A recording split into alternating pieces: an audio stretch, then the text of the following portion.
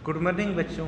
तो कल हम लोग राष्ट्रवाद के विकास के कारण के बारे में पढ़ रहे थे। उसमें से हम लोग 2 पॉइंट पढ़ चुके थे कि राष्ट्रवाद का विकास का क्या क्या कारण थे। ठीक है, राष्ट्रवाद का मतलब तो समझ ही रहे, अपने देश के प्रति प्रेम, देश प्रेमी को ही राष्ट्रवाद कहा जाता है। ठीक है, प्रेम की भावना। ठीक है, क्या है? राष्ट्रभक्ति, राष्ट्र प्रेम। ठीक है, तो देखो हम लोग तीसरा पॉइंट आज पढ़ने वाले हैं, सामाजिक धार्मिक सुधार आंदोलन। ठीक है, सामाजिक धार्मिक सुधार आंदोलन। 19वीं शताब्दी में अनेक सुधार आंदोलन हुए, जिसमें से दयानंद सरस्वती, विवेकानंद, महात्मा गांधी तथा बहुत सारे जो संत लोग थे, बहादुर एवं साहसी बनाने का कार्य किया। ये लोग जो समाज के उद्धार के लिए जितने सारे जो धार्मिक सुधार आंदोलन चलाए, ठीक है, सामाजिक धार्मिक सुधार आंदोलन चलाए, इसमें एक ही चीज़ देखा गया था बच्चा लोगों को। इसमें क्या बच्चों, इसमें क्या किया गया था? सभी लोगों को जागरूक किया गया था। ठीक है, उसमें से छोटे बड़े समाज के जितने भी तरह के छोटे बड़े लोग जो समझ नहीं पाते थे, उन लोगों को अपने देश के प्रति जो श्रद्धापूर्ण, ठीक है, श्रद्धापूर्ण जगाने का काम किया, जागरूक करने का काम किया, साहसी बनाने का काम किया। विदेशी शासन के विरुद्ध राष्ट्रवादी भावनाओं को जागृत करने में उनका सुधार आंदोलन में बहुत बड़ी भूमिका, महत्वपूर्ण भूमिका रही। ठीक है, तो क्या है? विदेशी शासन के विरुद्ध। तो जितने भी विदेशी शासन हमारे देश में थे, डच थे, पुर्तगाली थे, अंग्रेज लोग थे, फ्रांसीसी थे, तो अलग अलग जो शासन चलाया गया था यहाँ, उसमें से सबसे ज़्यादा प्रभाव अंग्रेजी शासन का पड़ा। ठीक है, उन लोग सबसे पूरा भारत में उन लोग छा गया। ठीक है, तो जितने भी विदेशी शासन थे, इसके विरुद्ध हम लोगों का राष्ट्रवादी का भावना जागृत करने के लिए ये जो आंदोलन था, ये बहुत ही महत्वपूर्ण आंदोलन रहा। और ये क्या, ये जो सुधार आंदोलन, इसको जागरूक करने में बहुत महत्वपूर्ण रोल अदा की। ठीक है, उसके बाद देखो चौथा में पश्चिमी शिक्षा का प्रभाव। तो तुम लोगों को जैसे हमने बता दिया था कि शिक्षित भारतीयों ने लॉ, स्पेंसर, मिल, वॉल्टेयर की कृतियों को पढ़ा। तो ये सब क्या थे? लॉ, स्पेंसर, मिल और वॉल्टेयर, ये सब अंग्रेज लोग थे। इन लोग का जो शिक्षा नीति के बारे में पढ़ा। उन्होंने अमेरिका के स्वतंत्रता संग्राम, फ्रांसीसी क्रांति, इटली का एकीकरण आदि घटनाओं के क्रम में प्रेरणा ग्रहण की। तो जितने भी इससे पहले जितने भी क्या देश गुलाम थे और वो आज़ाद हो चुके, तो उन लोगों का हिस्ट्री पढ़ने लगा। ठीक है, जैसे कि यहाँ पर बोला कि अमेरिका के स्वतंत्रता संग्राम। ठीक है, अमेरिका कब हुआ? 4 जुलाई 1774 को। ठीक है, तो 4 जुलाई 1774 को उतना पहले अमेरिका आज़ाद हुआ था। तो उससे पहले जब अमेरिका गुलाम था, तो उन लोग को कैसे आज़ादी मिला? फिर देखो 1789 फ्रांसीसी क्रांति, ठीक है, इटली का एकीकरण, इसलिए बहुत सारी घटना इसमें देखा गया कि सब अपने देश के आदमी एकजुट होकर उन लोगों के देश में जो भी बाहरी शासन होता था, ठीक है, बाहरी शासन, उन लोगों के खिलाफ लड़ने का प्रेरणा मिला था और वो लोग लड़े थे। तो इसीलिए ये लोग भी उस सबको पढ़ के अपने आप में जागरूक हुए और ये भी क्या किए? विदेशी शासन के खिलाफ एकजुटता दिखाई। ठीक है, विदेशी शासन के साथ एकजुटता दिखाई। अनेक युवक शिक्षा प्राप्त करने के लिए इंग्लैंड गए। ठीक है, इंग्लैंड में रहने के कारण लोकतांत्रिक संस्था का कार्य प्रणाली का ज्ञान हुआ। तो वहाँ रहने के कारण से जो लोकतांत्रिक रूप से किस तरह से कोई भी चीज़ को कार्य किया जाता है, कोई भी कार्य को किस सिस्टम के तहत किया जाता है, वो सब कार्य प्रणाली, ठीक है, वर्क सिस्टम जो वो पूरा सीख गए। भारत लौटकर उन्होंने मातृभूमि की मुक्ति एवं स्वतंत्रता के लिए प्रयास किए। उसके बाद वो भारत लौटा और अपने मातृभूमि और अपने देश की स्वतंत्रता के लिए आगे आए। उसके बाद देखो समाचार पत्रों, पत्रिका एवं राष्ट्रीय साहित्य की भूमिका। देखो मुद्रणालय ने देश के राजनीतिक जागृति उत्पन्न करने में महत्वपूर्ण भूमिका अदा की। ठीक है, मुद्रणालय ने देश के राजनीतिक जागृति को, ठीक है, राजनीति को लोग जागरूक करने के लिए महत्वपूर्ण भूमिका अदा की। ठीक है, बाल गंगाधर तिलक ने केसरी एवं मराठा अपने लेखन के माध्यम से स्वतंत्रता देश के साथ वो क्या किया? स्वतंत्रता का संदेश प्रसारित किया। ठीक है, तो महात्मा गांधी भी एक हरिजन पत्रिका निकाला था। उससे पहले बाल गंगाधर तिलक ने एक केसरी और दूसरा मराठा, ठीक है, क्योंकि ये स्वयं अपने आप में मराठा था, ठीक है, अलग अलग बाल गंगाधर तिलक ने केसरी एवं मराठा का लेखन किया, ठीक है, के माध्यम से। ये पत्रिका टाइप का था उस समय, जिसको निकाला और इसके थ्रू अब्दुल के जो मनोवृत्ति थी उसको चेंज करने का प्रयास किया और उसमें राष्ट्रभक्ति लाने का प्रयास किया। तो उसमें अपने देश के हित के लिए हमें क्या करना चाहिए क्या नहीं, उस सब के बारे में वहाँ पर जिक्र रहता था। और इस तरह से पत्रिका पढ़ के उसने हमारे भारतवासियों को जागरूक होने का अवसर प्राप्त होता था, ठीक है। उसके बाद देखो भारतेंदु हरिश्चंद्र की भारत दुर्दशा, ठीक है, हरिश्चंद्र, ठीक है, भारतेंदु हरिश्चंद्र की भारत दुर्दशा शीर्ष नाटक एक नाटक था एवं बंकिम चंद्र चटर्जी का आनंदमठ उपन्यास जैसे अद्भुत पुस्तकों की रचना हुई। उसके बाद क्या हुआ, भारतेंदु हरिश्चंद्र, ठीक है, भारत दुर्दशा एक नाटक के माध्यम से वो दिखाया गया चरित्रन को और अपने देश के प्रति किस तरह से हमें राष्ट्रभक्ति जगेगी, इसके चरित्र चित्रण को दिखाया गया। तो इसमें राष्ट्रभक्ति को दिखाया गया था। भारत दुर्दशा शीर्ष नाटक एवं बंकिम चंद्र चट्टोपाध्याय का क्या, चटर्जी का क्या था, आनंदमठ एक उपन्यास है जो बहुत ही इम्पोर्टेंट है। इस पुस्तक की मतलब रचना हुई और ये सभी पुस्तक में भी क्या हुए, हमारे राष्ट्रभक्ति को जगाया, ठीक है। हमारा राष्ट्रीय गीत वंदे मातरम इसी पुस्तक से लिया गया है, ठीक है। तो तुम लोग को हम जीके में भी पढ़ा चुके हैं कि राष्ट्रीय गीत वंदे मातरम को किस ग्रंथ से लिया गया है, किस उपन्यास से लिया गया है, तो आनंदमठ से लिया गया है। ये बहुत ही इम्पोर्टेंट है। लोगों ने इस गीत को अत्यधिक प्रेरणा दी और आज भी देखो वंदे मातरम गाया जाता है। तो ये किस बुक से लिया गया था, यही आनंदमठ से लिया गया था। वंदे मातरम हमारे देश का आज राष्ट्रीय गीत है।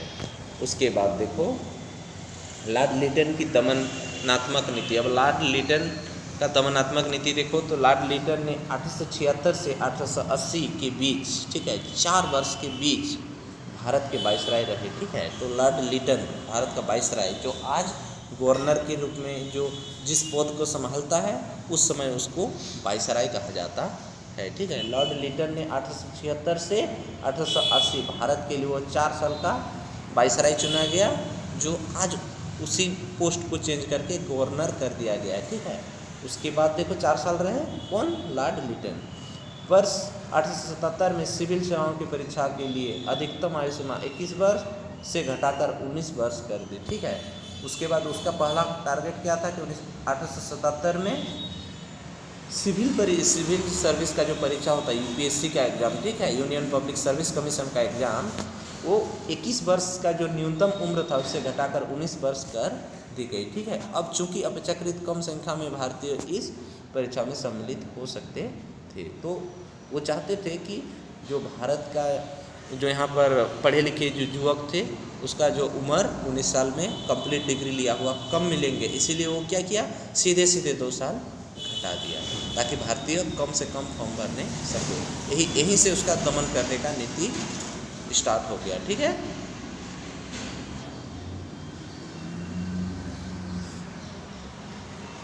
अब देखो अब चूंकि अपेक्षाकृत कम होने के कारण परीक्षा में सम्मिलित नहीं हो सकते थे, इसीलिए राष्ट्रवादी नेताओं द्वारा इसका विरोध किया गया, ठीक है। उसके बाद यहाँ का जो भी राष्ट्रवादी नेता थे इस नीति को विरोध किया गया।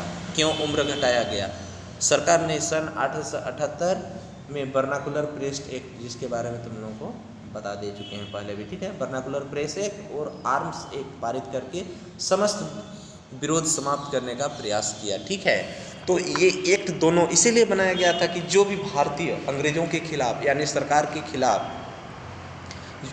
या सरकार के विरुद्ध जो भी आवाज़ उठाते हैं वो आवाज़ उठाने का नियम बनाया गया कि कोई भी व्यक्ति सरकार के खिलाफ आवाज़ नहीं उठा सकते हैं, ठीक है।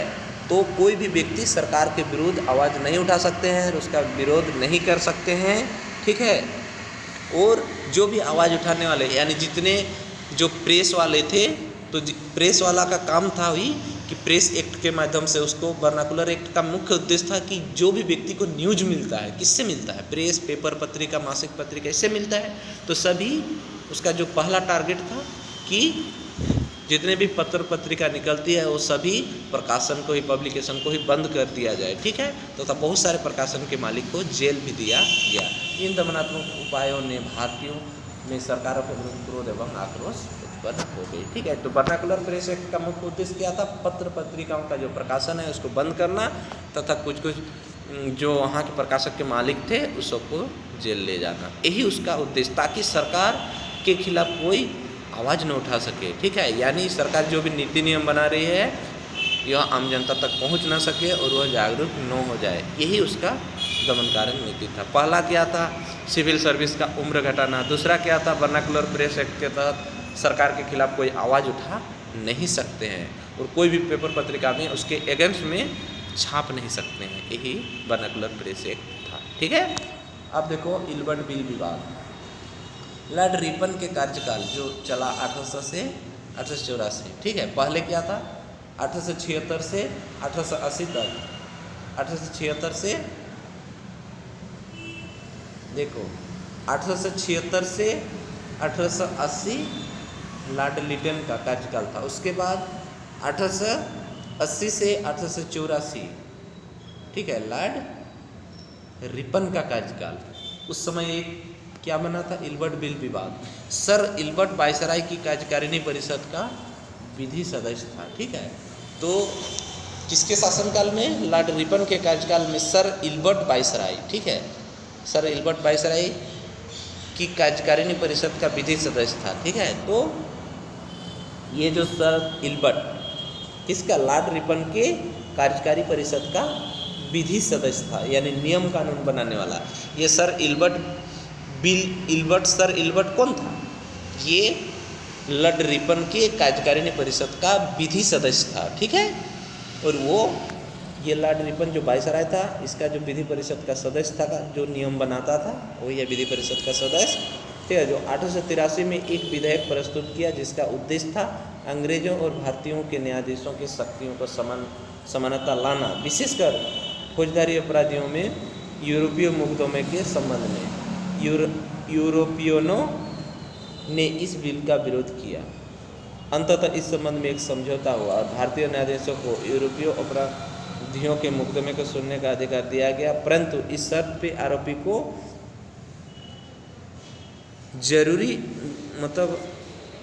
आरोपी को जो ज्यूरी द्वारा इसके आधे सदस्य यूरोपियन होंगे और सुनवाई का अधिकार होगा।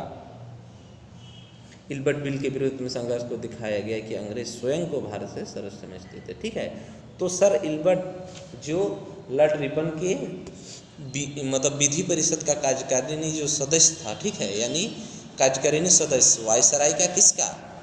लॉर्ड रिपन के कार्यकारिणी परिषद का विधि सदस्य जो कार्यभार संभालने वाले उसके विधि सदस्य था। तो उसका एक बिल पास करने का, एक विधेयक पास करने के जो इच्छा रखते थे उसमें बराबर भारतीय न्यायाधीश तथा बराबर अंग्रेज न्यायाधीश रहने का ये बनाया गया। लेकिन इस तरह का जो बिल बनाया उसमें अंग्रेज नहीं माने, इस बिल को अंग्रेज नहीं माने। ठीक है, इस विधेयक को अंग्रेज नहीं माना। क्या उसका टारगेट था कि 50% इंडियन जज लोग और 50% अंग्रेज लोग रहेंगे, लेकिन ये चीज़ अंग्रेज लोग नहीं माना। ठीक है, जब नहीं माना उसके बाद, और ये खासकर किसी भी मुकदमा के लिए, तो इस चीज़ को जब नहीं माना और वे अपने आप में क्या करते थे, तो विशेषकर फौजी अपराधियों के लिए मुकदमा संबंध में था, यूरोपियन ने इस बिल को विरोध किया। ठीक है, जो जितने भी यूरोपियन थे इस बिल का विरोध किया। अंततः इस संबंध में एक समझौता हुआ, लास्ट में एक समझौता हुआ। तो उसमें क्या कहा गया? देखो, भारतीय न्यायाधीशों को यूरोपीय अपराधियों के मुकदमे सुनने का अधिकार तो दिया गया। ठीक है, तो जो भी यूरोपियन अपराध करते थे उसे भारतीय सुन सकते थे, परंतु इस शर्त पर कि आरोपी को ज्यूरी द्वारा, जिसके आधे सदस्य यूरोपियन होंगे, तो वहाँ तो देखो भारतीयों को जो अंग्रेज यानी यूरोपियन अपराधी थे उन सभी का अपराध सुनने का अधिकार तो दिया गया, परंतु एक शर्त रखा गया। शर्त पर कि आरोपी को ज्यूरी द्वारा, जिसके आधे सदस्य यूरोपियन होंगे, तो वहाँ पर ज्यूरी द्वारा सुनाने दिया जाएगा, लेकिन उसका भी आधे सदस्य यूरोपियन होंगे। ठीक है, यूरोपियन होंगे। ऐसे क्या रखा गया? प्रावधान रखा गया, सुनवाई का अधिकार होगा। ठीक है, इल्बर्ट बिल के तो ये चीज़ जो उन लोगों का हर जगह पर एक शर्त के तौर पर उसे मनाने का प्रयास किया भारतीय अधिकारियों को, यानी भारतीय न्यायाधीशों को। तब जाके इन लोगों ने विरोध कर दिया, और इस तरह से ऐसा विरोध कर दिया कि वो इल्बर्ट बिल विवाद ही बन गया। ठीक है, क्योंकि हर जगह पर एक शर्त के तौर पे इन लोगों को रखा गया, तो ऐसा शर्त इन लोग भी मंजूर नहीं किया, और ये जागरूक हो गए कि अंग्रेज अपने आप को श्रेष्ठ समझते हैं, तो हम लोग भी अब छोड़ने वाले नहीं हैं। इसीलिए ये लोग भी अंग्रेज़ों के खिलाफ आवाज़ उठाना स्टार्ट कर दिया, और इस बिल के कारण आदमी और भी जागरूक हो गया कि नहीं, अंग्रेज अपने आप को श्रेष्ठ समझते हैं। ठीक है, उसके बाद देखो राजनीतिक संगठनों का गठन। अब यहाँ से स्टार्ट होता है राजनीतिक संगठनों का गठन। ठीक है, राजनीतिक संगठनों का गठन देखो 1866 से 1885 के बीच के काल में अनेक राजनीतिक संगठनों का आविर्भाव हुआ, मतलब बना। ठीक है, 1866 और 1885 के बीच बहुत सारे राजनीतिक दल का गठन किया गया। ठीक है, विकास हुआ। ठीक है, क्या गठन किया गया? इन्हें भारतीय राष्ट्रीय कांग्रेस का पूर्व माना जाता है। ठीक, इसमें से भारतीय राष्ट्रीय कांग्रेस, इंडियन नेशनल कांग्रेस, ठीक है, पूर्वगामी माना जाता है। ठीक है, तो 1866 से 1885 के बीच बहुत सारे जो राजनीतिक गठन किया, उनमें से सबसे प्रमुख जो 1885 में इंडियन नेशनल कांग्रेस का गठन किया गया। ठीक है, वो किसके द्वारा किया गया था? वही A.O. ह्यूम, एलन एक्टोवियम ह्यूम के द्वारा। ठीक है,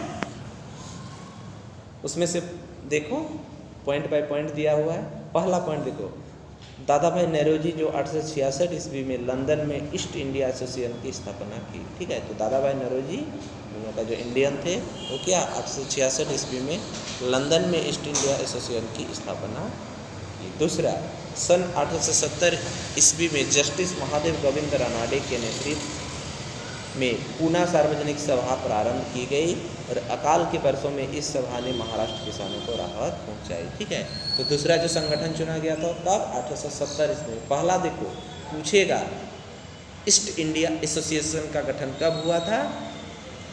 ईस्ट इंडिया एसोसिएशन का गठन कब किया गया था? 1866 ईस्वी में। किसके द्वारा किया गया था? दादा भाई नौरोजी के द्वारा। उसके बाद फिर पूछेगा, पूना सार्वजनिक सभा का गठन कब किया गया? तो 1870 ईस्वी में। किसके द्वारा? महादेव गोविंद रानाडे के द्वारा। ठीक है, यहाँ पर देखो तीसरा पॉइंट पढ़ने से पहले दादा भाई नौरोजी के बारे में हम लोग थोड़ा सा देख लेते हैं। देखो, दादा भाई नौरोजी ने इंग्लैंड में भारत के गैर सरकारी राजदूत थे। ठीक है, भारत के वो गैर सरकारी राजदूत थे, यानी प्राइवेट वाला, जो 1886, 1893 एवं 1906 में 3 बार कांग्रेस अधिवेशन की अध्यक्षताएं की। तो ये कांग्रेस का 3 बार अधिवेशन का अध्यक्ष किया था। कब कब?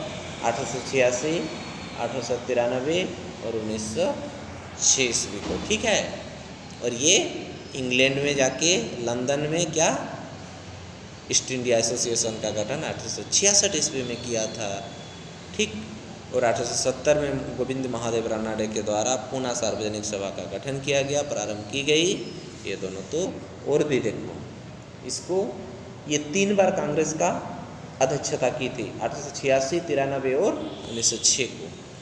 ठीक है, वह grand old man of India के नाम से जाना जाता है। ये नाम इसका पूछता है। ठीक है, क्या ये जो इसका नाम है, ठीक है, grand old man of India, किससे कहा जाता है? ये उपनाम, जैसे महात्मा गांधी को बापू कहते हैं, महात्मा बोलते हैं। ठीक है, उसी तरह से दादा भाई नौरोजी को grand old man of India कहा जाता है। ठीक है, grand old man of India किससे कहा जाता है? Grand old man of India दादा भाई नौरोजी को कहा जाता है। ठीक है, अब देखो पॉइंट नंबर 3, 1876 ईस्वी में कलकत्ता, जो वर्तमान में कोलकाता में सुरेंद्रनाथ बनर्जी, ठीक है, सुरेंद्रनाथ बनर्जी द्वारा इंडियन एसोसिएशन की स्थापना की गई। याद रखोगे सबसे ज़्यादा, ठीक, क्या याद रखोगे? 3 गो गठन किया गया। सबसे पहले ईस्ट इंडिया एसोसिएशन 1866, उसके बाद पूना सार्वजनिक सभा 1870 गोविंद रानाडे के द्वारा, और अभी 1876 में देखो पढ़े हम लोग कि सुरेंद्रनाथ बनर्जी ने कलकत्ता में इंडियन एसोसिएशन की स्थापना की। ठीक है, तो 3 गो ये क्या एसोसिएशन का सभा का गठन हुआ था, क्या क्या? पहला ईस्ट इंडिया एसोसिएशन, दूसरा पूना समझौता सभा, पूना एसोसिएशन का जो समझौता वाला सभा था, ठीक है। देखो पूना सार्वजनिक सभा जिसको हम लोग बोलते हैं, ठीक है। पहला ईस्ट इंडिया एसोसिएशन 1866, दूसरा और वो दादा भाई नौरोजी के था, दूसरा क्या है 1870 में गोविंद रानडे के द्वारा पूना सार्वजनिक सभा, और तीसरा सुरेंद्र नाथ बनर्जी के द्वारा 1876 ईस्वी में इंडियन एसोसिएशन की स्थापना की गई। उपयुक्त सभी संस्थाएं और तीन प्रकार, ये जो तीनों संस्थाएं थी 1866, 70 और 76 की तीन जो संस्था खुला, ठीक है, स्थानीय प्रकृति की थी, ठीक है। और ये सभी क्षेत्रीयता के आधार पर एक अखिल भारतीय संगठन की इच्छा जागृत हो रही थी। इसीलिए सुरेंद्र नाथ बनर्जी ने इंडियन नेशनल कॉन्फ्रेंस का अधिवेशन बुलाया जो कलकत्ता में 1883 में हुआ, ठीक है। सुरेंद्र नाथ बनर्जी ने कब इंडियन नेशनल कॉन्फ्रेंस बुलाया? 1883 ईस्वी में कलकत्ता में, ठीक है। इसने देश के सभी भागों से नेताओं को आकृष्ट किया। इंडियन नेशनल कॉन्फ्रेंस 1885 में स्थापित होने वाले भारतीय राष्ट्रीय कांग्रेस की अग्रामी संस्था थी जो 1886 में इन दोनों का विलय हो गया, ठीक है।